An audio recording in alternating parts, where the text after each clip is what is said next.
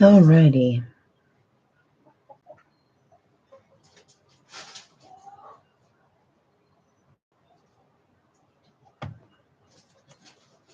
Nope, that's not what I want. Here we go. All right. So, Shabbat Shalom, everyone. We are doing well here in Arkansas. We had no issues with weather here where we are.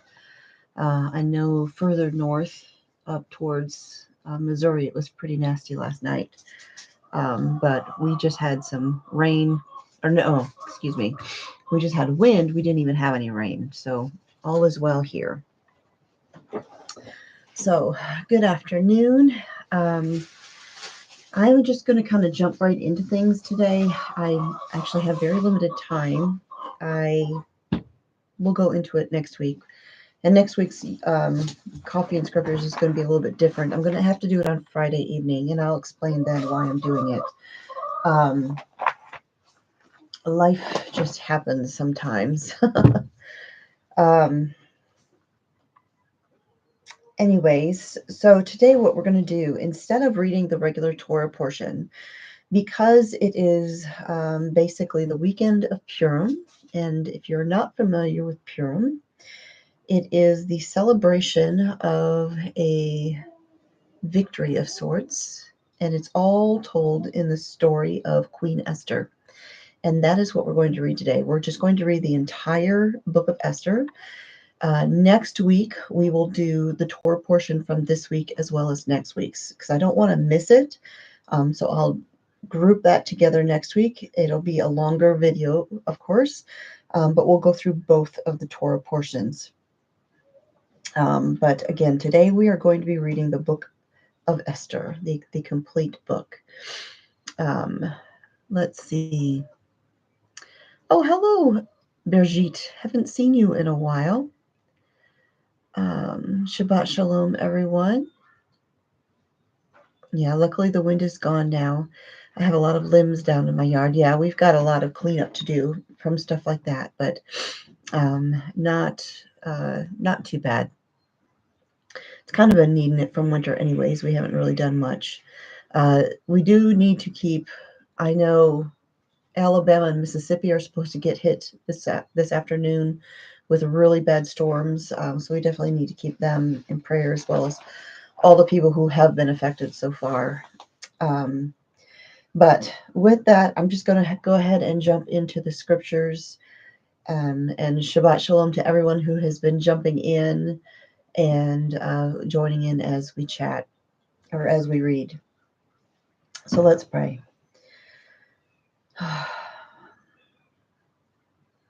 Blessed are you, Lord our God, King of the universe, who gives the Torah of truth and the good news of salvation to your people Israel and to all people through your Son, Yeshua the Messiah, our Lord and Savior. Amen. All right, I'm going on very little sleep today, so you'll have to forgive me if I'm a little like. Okay, so we are going to be reading the book of Esther this week. We're going to read the complete book. And this is the story of when, the people of Israel had gone into Babylonian captivity. Over time, they had different rulers that were over them.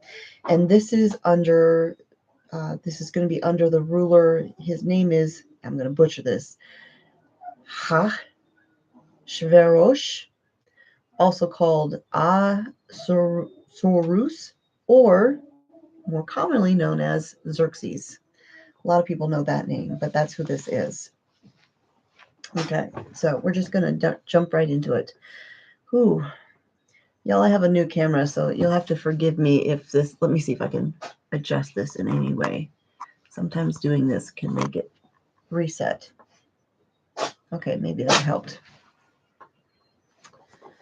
All right, we're going to jump right into this. The Book of Esther, Chapter 1. And please pardon the sneezing cat over there. These events took place in the time, and I'm just going to say the easier version, Ahasuerus. I'll just say Ahasuerus, because I can get that one out. These events took place in the time of Ahasuerus, the Ahasuerus who ruled over 127 provinces from India to Ethiopia. It was in those days when King Ahasuerus sat on his royal throne in Shushan, the capital, in the third year of his reign, that he gave a banquet for all his officials and courtiers. The army of Persia and Media, the nobles, and the provincial officials were in attendance. He displayed the dazzling wealth of his kingdom and his great splendor for a long time, 180 days. At the end of that time, the king gave a 7-day banquet in the courtyard of the royal palace garden for all the people, both great and small, there in Shushan, the capital. There were white cotton curtains and blue hangings fastened to silver rods with cords of fine linen and purple. The columns were marble. The couches for reclining at table were of gold and silver on mosaic flooring of malachite, marble, mother of pearl, and onyx. Drinks were served in gold goblets, with each goblet different from the others. There was royal wine in abundance, as befits royal bounty. The drinking was not according to any fixed rule, for the king had ordered the stewards to serve each man what he wanted. Also Vashti, the queen, gave a banquet for the women in the royal house belonging to King Ashur, Ashur, Ahasuerus. I struggle with this one. On the 7th day, when the king was in high spirits from the wine, so he's been drunk for a week now, basically, he ordered Mehuman, Biztah, Harvona, Bigta, Avaga, Zeter, and Karkas, the 7 officers who attended him, to bring Queen Vashti before the king with the royal crown, in order to show the people and the officials her beauty, for she was indeed a good-looking woman. But Queen Vashti refused to come at the order of the king, which he had sent through his officers. This enraged the king, and his anger blazed inside him. As was the king's custom, he consulted sages well versed in matters of law and justice. With him were Karshna, Shatar, Admata, Tarshish, Merez, Marsna, and Memucan, the 7 vice-regents of Persia and Media, who were the part of the king's inner circle and were the most important officials in the kingdom. The king asked the sages, according to the law, what should we do to Queen Vashti, since she didn't obey the order of King Ahasuerus? I'm going to probably have to look at that every time. Ahasuerus, conveyed by the officers. Memucan presented the king and vice-regents this answer. Vashti, the queen, has wronged not only the king, but also all the officials and all the peoples in all the provinces. In all the provinces, the king Ahasuerus, maybe I can remember it that way, Ahasuerus, because this act of the queen's will become known to all the women, who will then start showing disrespect toward their own husbands.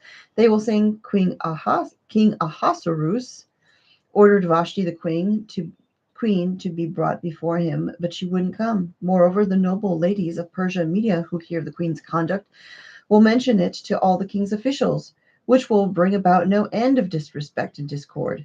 If it pleases his majesty, let him issue a royal decree, and let it be written as one of the laws of the Persians and Medes, which are irrevocable, that Vashti is to never again be admitted into the presence of King Ahasuerus. Is that it? Ahasuerus. Real life here, folks. In presence of King Ahasuerus, and that the king give her royal position to someone better than she. When the edict made by the king is proclaimed throughout the length and breadth of the kingdom, then all wives will honor their husbands, whether great or small. This advice pleased the king and the officials, so the king did what Memucan had suggested. He sent letters to all the royal provinces, to each province in its own script, and to each people in their own language, that every man should be master in his own house. No, cat, get down. That each should be master in his own house and speak the language of his own people. Chapter 2. A while later, when King Ahasuerus' anger had subsided, he remembered Vashti, what she had done, and what had been decreed against her. The king's servants attending him said, "A search should be made for young good-looking virgins. The king should appoint officials in all the provinces of the kingdom to gather all the young good-looking virgins to the house for the harem in Shushan, the capital. They should be put under the care of Haggai, the king's officer in charge of the women, and he should give them cosmetics that they require. Then the girl who seems best to the kingdom, sorry, I'm kind of losing my line here. Then the girl who seems best to the king should become queen instead of Vashti." This proposal pleased the king, so he acted accordingly. There was in Shushan, the capital, a man who was a Jew, whose name was Mordecai, the son of Yair, the son of Shimei, I think is it, the son of Kish, a Benjamite. He had been exiled from Jerusalem with the captives, exiled with Haniah, king of Yehuda, whom Nebuchadnezzar, king of Babel, had carried off. He had raised Hadassah, that is Esther, his uncle's daughter, because she had neither father nor mother. The girl was shapely and good-looking, and after her father and mother's death, Mordecai had adopted her as his own daughter. When the king's order and decree were proclaimed, and many girls assembled in Shushan, the capital, under the care of Haggai, Esther, too, was taken into the king's house and put under the care of Haggai, who was in charge of the women. The girl pleased him and won his favor, so that he lost no time in giving her her cosmetics, her portions of special food, and 7 girls from the king's palace to attend to her. He also promoted her as the girls attending her to the best place, and the girls attending her to the best place in the harem's quarters. Esther did not disclose her people or her family ties because Mordecai had instructed her not to tell anyone. Every day, Mordecai would walk around in front of the courtyard of the harem's house in order to know how Esther was doing and what was happening to her. Each girl had her turn to appear before King Ahasuerus after she had undergone the full 12-month preparation period prescribed for the women, consisting of a 6-month treatment with oil of myrrh and 6 months with perfumes and other cosmetics for the women. Then, when the girl went to see the king, whatever she wanted would be given to her. As she went from the harem's house to the king's palace, she would go in the evening. On the day following, she would return to another part of the harem's house and be under the care of Shah Ashgaz, the king's officer in charge of the concubines. She would not go to the king again unless he was especially pleased with her and had her summoned by name. When the turn came for Esther, the daughter of Abihail, whom Mordecai had adopted as his own daughter, to appear before the king, she didn't ask for anything other than what Haggai, the king's officer in charge of the harem, advised. Yet Esther was admired by all who saw her. She was brought before King Ahasuerus in his royal palace in the 10th month, Tevet, during the 7th year of his reign. The king liked Esther more than any of his wives. None of the other virgins obtained such favor and approval from him. So he put the royal crown on her head and made her the queen in place of Vashti. The king then gave a great banquet in Esther's honor for all his officers and servants, decreed a holiday for the provinces, and distributed gifts worthy of a royal bounty. When the girls would gather on other occasions, Mordecai would sit at the king's gate. Esther had not yet revealed her family ties or her people as Mordecai had ordered her. For Esther continued obeying what Mordecai told her to do, as she had when he was raising her. On one of these occasions, when Mordecai was sitting at the king's gate, 2 of the king's officers, Bigtan and Teresh, from the group in charge of the private entryways, became angry and conspired to assassinate King Ahasuerus. But Mordecai learned about it and told Esther the queen. Esther reported it to the king, crediting Mordecai. The matter was investigated, found to be true, and both were hanged on a stake. All this was recorded in the daily journal that was kept with the king. All right, so just a little insert here. There's a movie that was made a while back about the story of Queen Esther, and I think what was it called, like a night with the king or something like this. And it was a very romanticized version of it because you don't know that she was part of a harem. It makes it sound like she's the one and only, and turns it into like a love story. This was not a love story. This was kind of a scary thing. Remember, the Jews were in captivity. All right, chapter 3. And I apologize if I am not going through a lot of the chat here. Oh, I'm sorry. I just caught something that looked.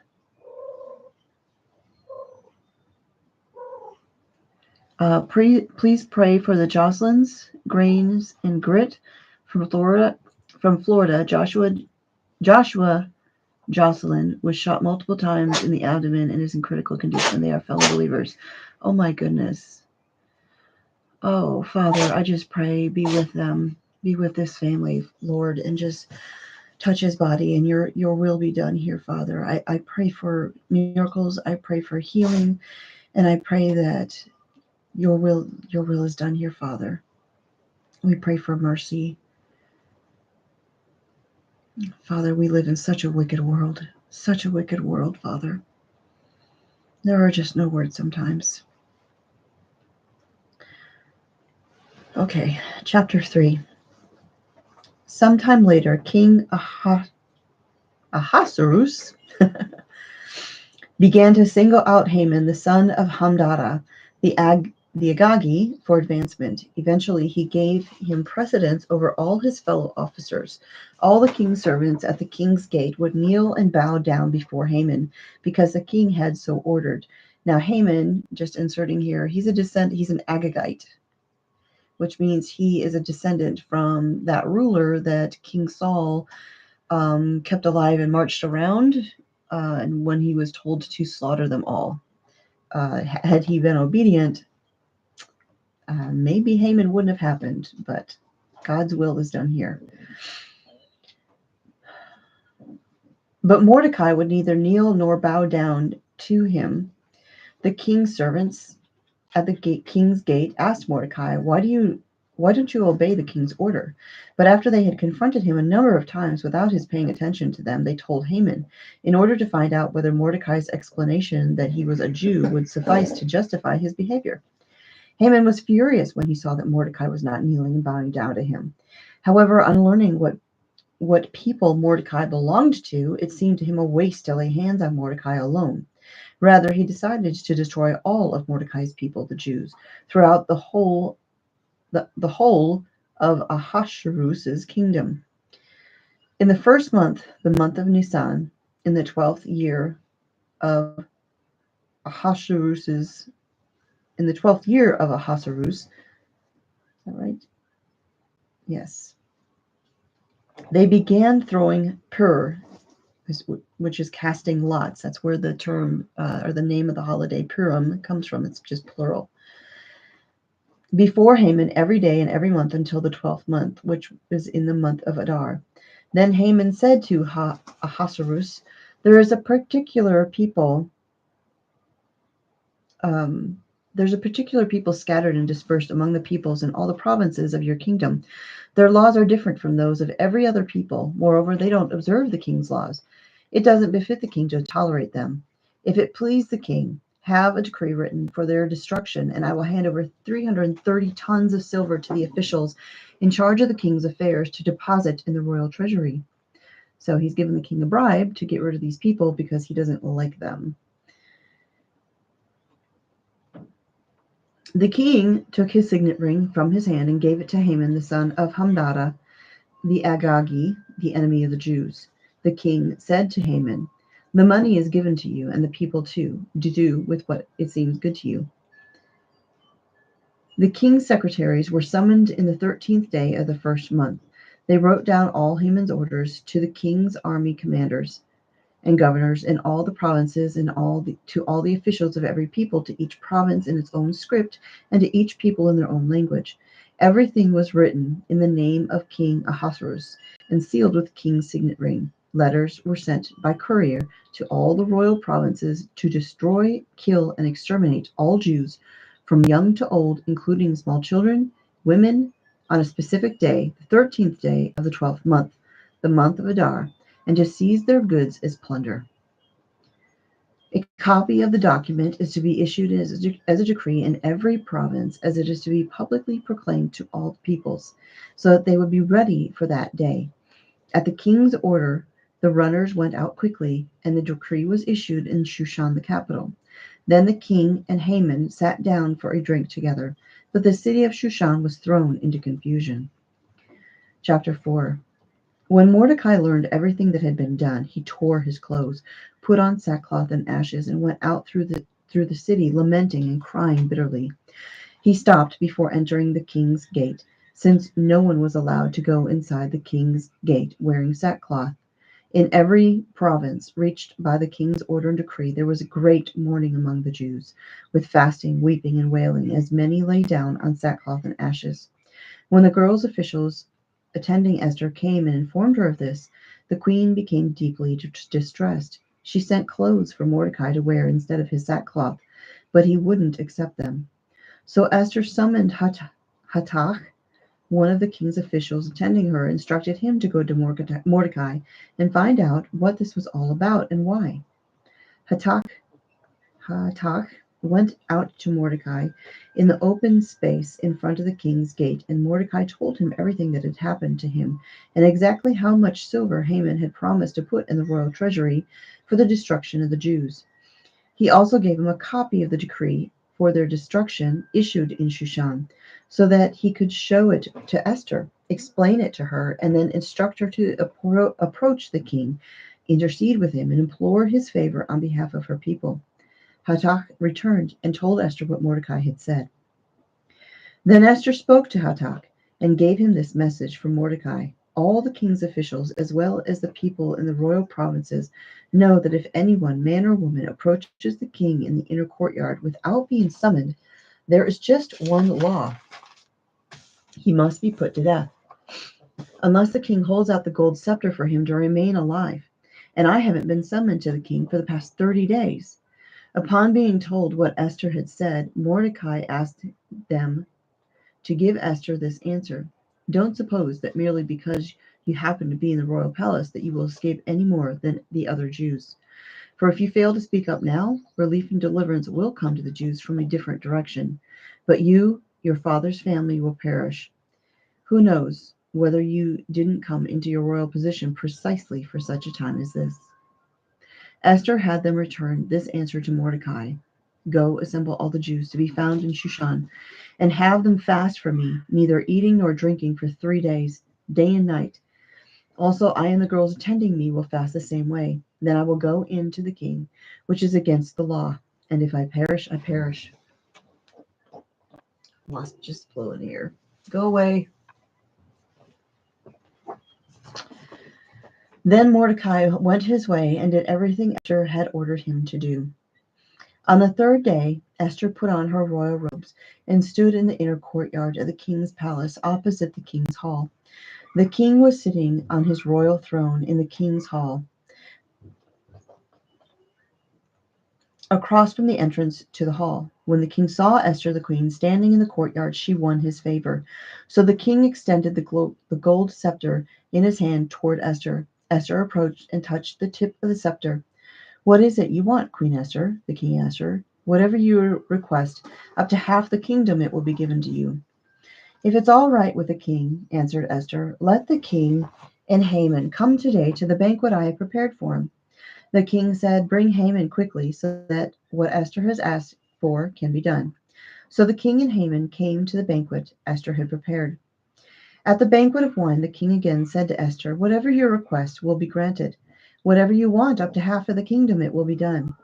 Then Esther answered, my request, what I want is this.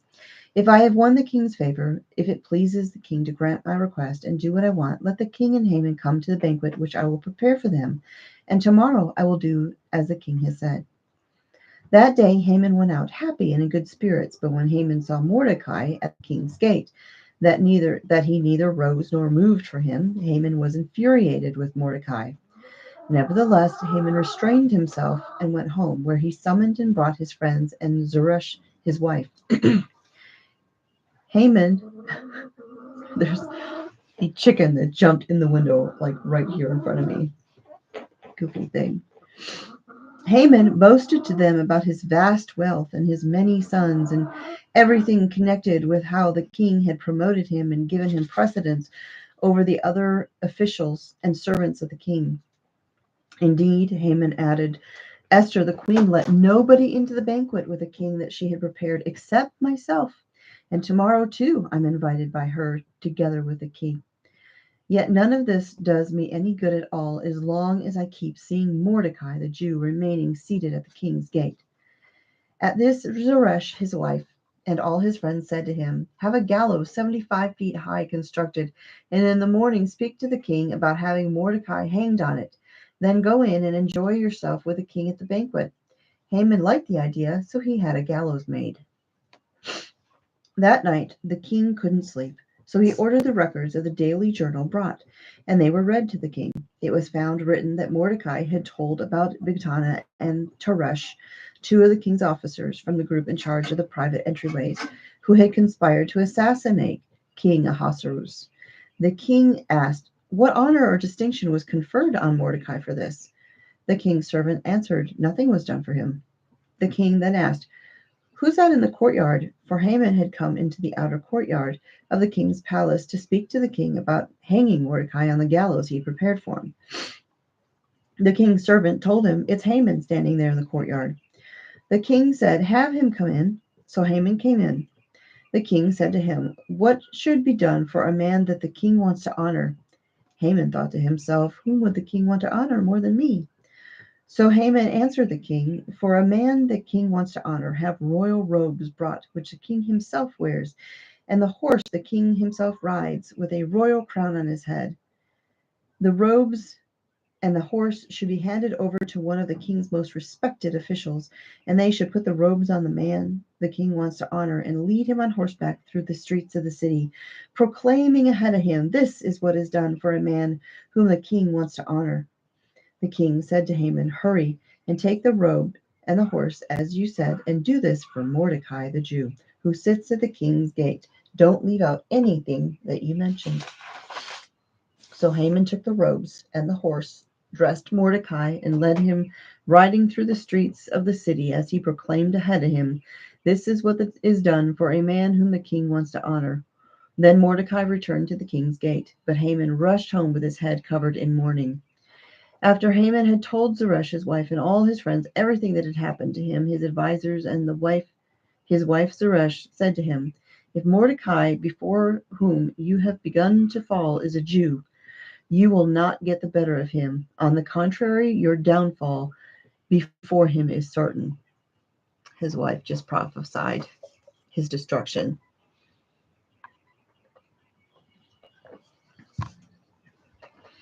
While they were still talking with him, the king's officials came hurrying to bring Haman to the banquet Esther had prepared. Chapter 7. So the king and Haman went to Queen Esther's banquet, and the king again said to Esther at the wine banquet, Whatever your request, Queen Esther, you will be granted it. Whatever you want, up to half the kingdom, it will be done. Esther the queen answered, If I have won your favor, king, and if it pleases the king, then what I ask to be given me is my own life and the lives of my people. For we have been sold, I and my people, to be destroyed, killed, and exterminated. If we had only been sold as men and women slaves, I would have remained quiet. Since then, our trouble would not have been worth the damage. It would have remained. Hold on. I'm going to back up a little bit because I lost my line. For we have been sold, I and my people, to be destroyed, killed, exterminated. If we had only been sold as men and women slaves, I would have remained quiet. Since then, our trouble would not have been worth the damage it would have caused the king to alter the situation. King Ahasuerus asked Esther the queen, Who is he? Where is the man who dared to do such a thing? Esther said, A ruthless enemy. It's this wicked Haman. Haman stood aghast. terrified before the king and queen. In a rage, the king got up from the wine banquet and went out to the palace garden. But Haman remained, pleading with Esther the queen to spare his life, for he could see that the king had decided to do him in. Haman had just fallen on the couch where Esther was when the king returned from the palace garden to the wine banquet. He shouted, "Is he even going to rape the queen here in the palace before my very eyes?" The moment these words left the king's mouth, they covered Haman's face.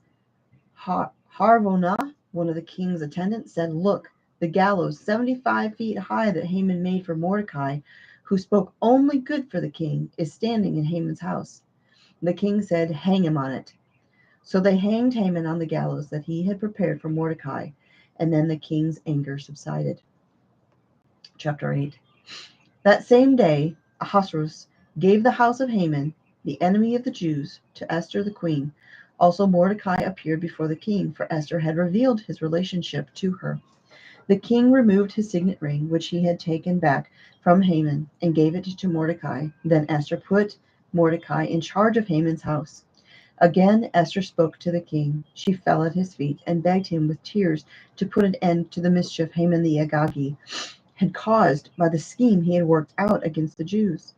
The king extended the gold scepter toward Esther, so Esther got up and stood in front of the king.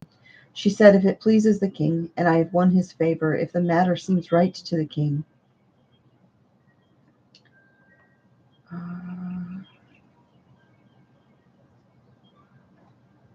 and if I have his approval, then let an order be written, rescinding the letters devised by Haman, the son of Hamdata the Agagi, which he wrote to destroy the Jews in all the royal provinces. For how can I bear to see the disaster that will overcome my people? How can I endure seeing the extermination of my kinsmen?" King Ahasuerus said to the queen, to Esther the queen and Mordecai the Jew, "Listen, I gave Esther the house of Haman, and they hanged him on the gallows because he threatened the lives of the Jews. You should issue a decree in the king's name for whatever you want concerning the Jews and seal it with the king's signet ring, because a decree written in the king's name and sealed with the king's ring can't be rescinded by anyone." So this attack on all of the Jews, where everyone was ordered to kill them all, can't be undone, but he's letting Mordecai figure out what to do. The king's secretaries were summoned at that time, and on the 23rd day of the third month, the month of Sivan, and a the month of Sivan, and a decree was written according to everything Mordecai ordered concerning the Jews. To the army commanders, governors, and officials of the provinces from India to Ethiopia, 127 provinces, to each province in its script, to each people in their language, also to the Jews in their script and language. They wrote in the name of King Ahasuerus and sealed it with the king's signet ring. They sent the letters by couriers on horseback, riding fast horses used in the king's service, and bred from the royal stock. The letters said that the king had granted the Jews in every city the right to assemble and defend their lives by destroying, killing, and exterminating any forces of any people or province that would attack them, their little ones or their women, or would try to seize their goods as plunder. On the designated day in any of the provinces of King Ahasuerus, namely the 13th day of the 12th month, the month of Adar, a copy of the edict was to be issued as a decree in every province and proclaimed to all the peoples, and the Jews were to be ready on that day to take vengeance against their enemies. Couriers riding fast horses, used in the king's service, left quickly, pressed by the king's order, and the decree was issued in Shushan, the capital. Meanwhile, Mordecai left the king's presence, arrayed in royal blue and white, wearing a large gold crown and a robe of fine linen and purple. And the city of Shushan shouted for joy. For the Jews, all was light, gladness, joy, and honor. In every province and city where the king's order and decree arrived, the Jews had gladness and joy, a feast and a holiday. Many from the peoples of the land became Jews because their fear of the Jews had overcome them. Chapter 9. The time approached for the king's order and decree to be carried out, the day when the enemies of the Jews hoped to overpower them. But as it turned out, the opposite took place. The Jews overpowered those who hated them. Thus, on the 13th day of the 12th month, the month of Adar, the Jews assembled in their cities throughout all the provinces of King Ahasuerus to attack anyone who tried to do them harm, and no one was able to withstand them, because all the peoples were afraid of them. All the officials of the provinces, the army commanders, the governors, and those who occupied the king's affairs helped the Jews, because they were afraid of Mordecai. For Mordecai had become a powerful person in the king's palace, and his fame had spread through all the provinces. Mordecai continued to grow increasingly powerful. The Jews put all their enemies to the sword. There was a great slaughter and destruction, as they did whatever they wanted to those who hated them. In Shushan, the capital, the Jews slaughtered 500 men. They put to death the ten, the 10 sons of Haman, the son of Hamadah, the enemy of the Jews. Parshandata, Zaphon, Aspada, Parata, Adalia, Ardata, Parmashta, Arasai, Aradai, and Vaizata, but they did not touch the spoil. The same day, after the king had been told the number of those killed in Shushan, the capital, he said to Esther the queen, "If the Jews have slaughtered 500 men in Shushan, the capital, and the 10 sons of Haman, what have they done in the rest of the royal provinces? Now, whatever you request, you will be granted it. Whatever more you want, it will be done." Esther replied, "If it pleases the king, let the Jews in Shushan act again tomorrow in accordance with today's decree. Also have Haman's 10 sons hanged on the gallows." So they're already dead, but their bodies are going to be hung up as a display. The king ordered these things done. A decree was issued in Shushan, and they hanged Haman's 10 sons. So the Jews in Shushan assembled also on the 14th day of the month of Adar and killed 300 men in Shushan, but they did not touch the spoil. The other Jews, those in the royal provinces, had assembled, defended their lives, and won rest from their enemies, killing 75,000 of those who hated them, but without touching the spoil. On the 13th day of the month of the month Adar, so on the 14th day of Adar, they rested and made it a holiday for celebrating and rejoicing. However, the Jews of Shushan assembled on both the 13th and the 14th day of Adar. So it was on the 15th that they rested and made it a holiday for celebrating and rejoicing. This is why the Jews of the villages and those who live in the unwalled towns make the 14th day of the month of Adar a day for celebrating and rejoicing, a holiday and a time for sending each other portions of food. Mordecai recorded these events and sent letters to all the Jews in all the provinces of King Ahasuerus, both near and far, instructing them to observe the 14th day of the month of Adar and the 15th day every year, to commemorate the days on which the Jews obtained rest from their enemies, and the month which, for them, was turned from sorrow into gladness, and from mourning into a holiday. And they were to make them days of celebrating and rejoicing, sending portions of food to each other, and giving gifts to the poor. So the Jews took it upon themselves to continue what they had already begun to do. And as Mordecai had written to them, because Haman the son of Hammedah the Agagi, the enemy of the Jews, had plotted against the Jews to destroy them, and had thrown pure, that is, casting lots, to crush and destroy them. But when Esther came before the king, he ordered by letters that Haman's wicked scheme, which he had plotted against the Jews, and that he and his sons should be hanged on the gallows. This is why these days have been called Purim, after the word pure. Thus, because of everything written in this letter, and what they had seen concerning this matter, and what had come upon them, the Jews resolved and took upon themselves, their descendants, and all who might join them, that without fail, let me repeat that for just a moment, took upon themselves, their descendants, and all who might join them, all who might be grafted in, that without fail they would observe these 2 days in accordance with what is written in this letter, an appointed time every year, and that these days would be remembered and observed throughout every generation, every family, every province, and every city, and that these days of Purim would never cease among the Jews, or their memory be lost by their descendants. Then Esther the queen, the daughter of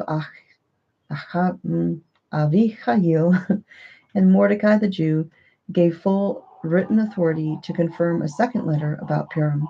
He sent copies of it to all the Jews to the 127 provinces of the kingdom of Ahasuerus, ensuring their peace and security, and requiring the observance of these days of Purim at their designated times, as Mordecai the Jew and Esther the queen had enjoined them, and they had established for themselves and their descendants concerning the matters of fasting and lamenting. At Esther's order, these matters of Purim were confirmed and put in writing in the book.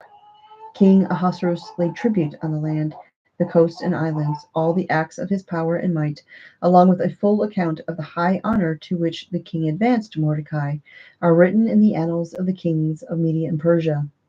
For Mordecai the Jew was second only to King Ahasuerus, and he was a great man among the Jews, popular with all his many countrymen, and he sought the good of his people and interceded for their welfare of all their descendants. All right, so that is the book of Esther, the story of the queen who put her own life at risk to save her people. And while it is not an appointed time of God, it's not a command, in the Torah, but it is something that is a good thing to learn about. It's definitely a fun holiday. Traditionally, it really involves children. Beth Yeshua International, which is the services that I watch generally every Sabbath day, they always have the children get involved, and the children act out the entire story of Queen Esther, and Mordecai and Haman. And anytime Haman's name is mentioned, they've got those little, like, metal things you spin that make the noise. So they'll spin them and they'll go boo and they'll hiss and at every mention of his name. And then when there's Mordecai's name mentioned, everyone cheers. It's fun, it's boisterous. A lot of times the children will dress in costumes, biblical, of the story. It's a fun holiday. So, yeah, I mean, and like Hirschberg says, and I've heard many other people say, had Haman been able to destroy the Jews, we wouldn't have had Jesus. No Jews, no Jesus. No apostles. No New Testament. Um, we're grafted in, and we're part of the family now. And just like someone, and as a matter of fact, he used this analogy today, and it's one I've used before. If someone becomes an American citizen, the heritage of America is now their heritage. Just because they weren't there at the Boston Tea Party, or they didn't fight the Revolutionary War, it is still their heritage too. And when we are grafted in and we are now part of Israel, we are part of the people of God, a citizen of Israel now. The spiritual, not the geographical location, but when we're part of God's family and we come into covenant, that is our history too. And it's so funny because I actually just heard an immigrant say something about this the other day. Someone who had just, became an American citizen not that long ago. He talked about his American heritage. So, anyways, it's a good thing to celebrate. It's fun with the children. It's a great way to teach children about a wonderful story in the Bible, and get them involved in everything else. So, and it is also often traditionally celebrated with Hamantaschen, which are a triangle-shaped cookie, because there is legend that Haman wore a triangle-shaped hat, or that he had pointy ears. So there's nothing factual to that, but it's just it's legend and it's fun. And I have a recipe for Hamantaschen on my website. They're delicious sugar cookies, easy to make, and you can fill them with apple butter, jelly. I've used Nutella, all sorts of things. So, but that is all I have for y'all today. I'm going to have to go ahead and jump off of here. Um, I apologize. I haven't been able to go through all of the comments in the chat today. I'm limited on time. I've got There's been some changes in my household. My son, well, I'll just tell you very briefly. My husband and I, my son, who lives here in Arkansas, Bean's daddy, started a new job and he's traveling a lot. His wife, my daughter-in-law, works too. And my son used to always be home on Saturdays, and so he would have her while I was doing this. But he now travels. He's actually in West Virginia. Um, Dude, go away. Uh, and so Mr. Smith's got Bean in there, and Mr. Smith's not used to taking care of the littles anymore. It's been a long time since we've had littles. Um, so for the time being, so that's why I'm kind of cutting it short today. So we're not going to do any real discussion. And then next week I will do this Friday evening after sunset my time. So it'll be a Friday evening coffee and scriptures. And then my daughter-in-law is actually kind of trying to work out so that she's off on Saturdays, which would be good anyways. And so then we can kind of go back to the regular schedule. But um, I would like to ask if y'all could just pray for my family. I haven't talked about it at this point, and I will at some point, but we've got some major things going on around here. And Mr. Smith, especially, is very, very stressed about what we have that we're dealing with. And I'll share about it later. But if y'all could just pray for my family, I would appreciate that. But yes, Debbie, it was great seeing the children getting involved with it. It's always fun. They do it every year, and I love it. All right, so I'm just going to pray real quick, and then we're gonna end this.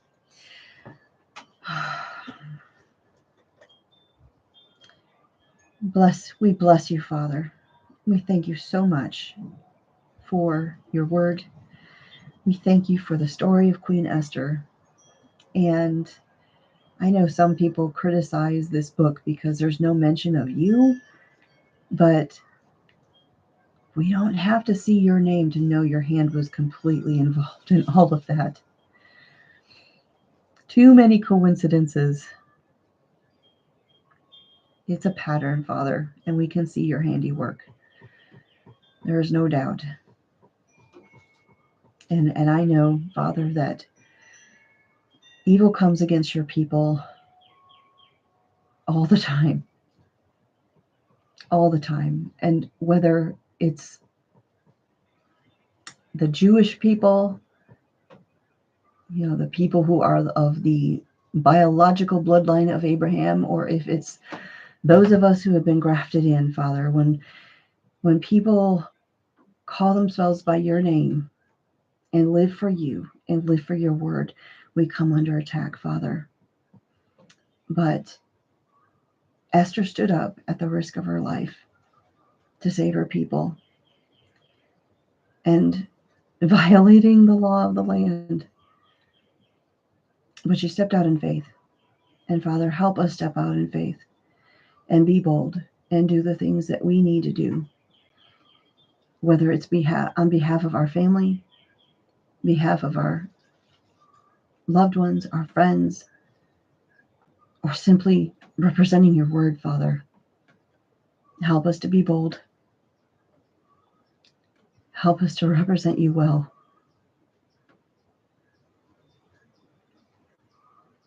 And Father, I just pray for everyone who joins in here today, who has been here now and who joins in and watches later. I just pray for the needs that they have in their lives, Father, whether they're struggling with health, whether they're struggling with unsaved loved ones, family members that they weep for, that they pray for, that they look to the day when they walk with you too, Father.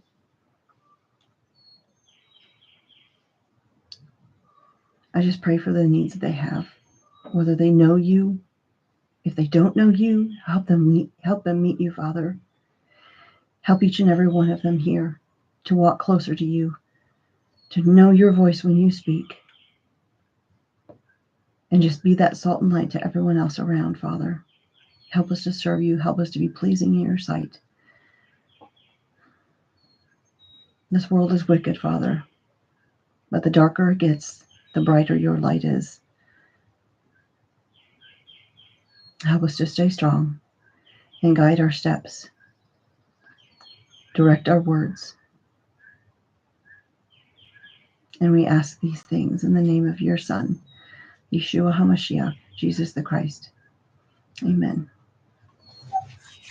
All right, Father.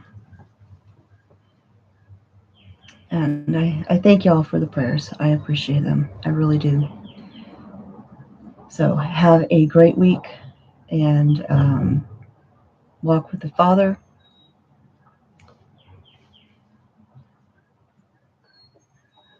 So, all right. I'm just going ahead and I am so frazzled from lack of sleep. I only got maybe 2 hours of sleep last night, and I was exhausted before the weekend came. So I bless you all.